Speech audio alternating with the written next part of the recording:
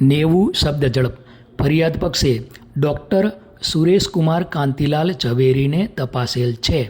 તેઓ પોતાની સોગંદ પરની જુબાનીમાં પુરાવો આપે છે કે તેઓ મેડિકલ ઓફિસર તરીકે તારીખ 24/1/2017ના રોજ સિવિલ હોસ્પિટલ અમદાવાદ ખાતે શબ પરીક્ષણ રૂમમાં પોતાની ફરજ પર હાજર હતા.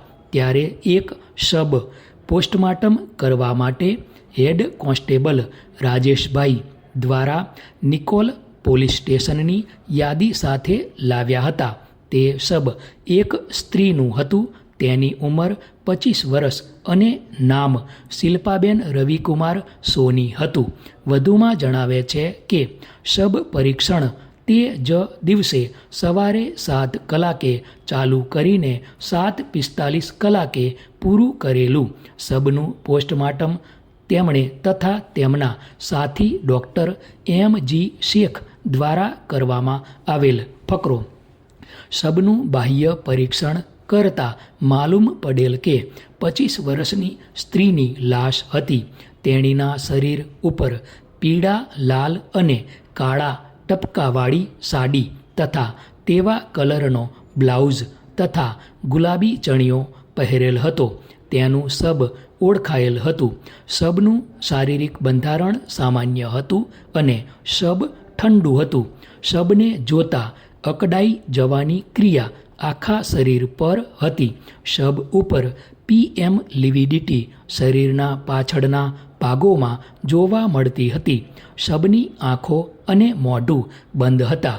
શબની લંબાઈ 160 સેન્ટીમીટર હતી. ફકરો.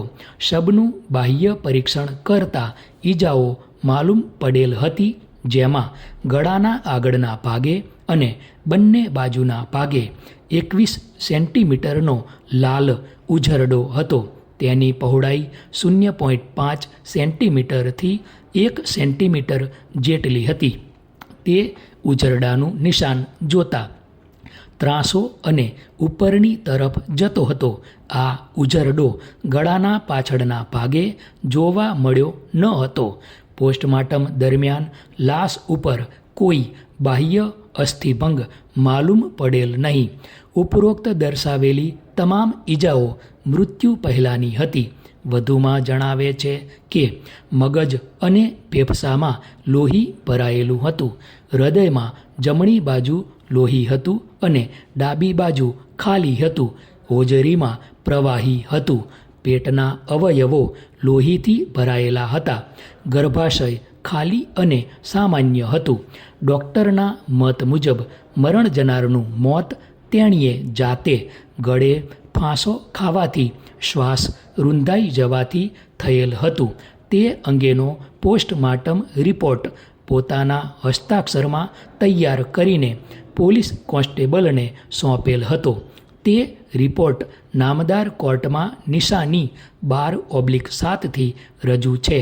તેમાં પોતાની સહી તથા તેમના સાથી ડૉક્ટરની સહી ઓળખી બતાવે છે. ફકરો.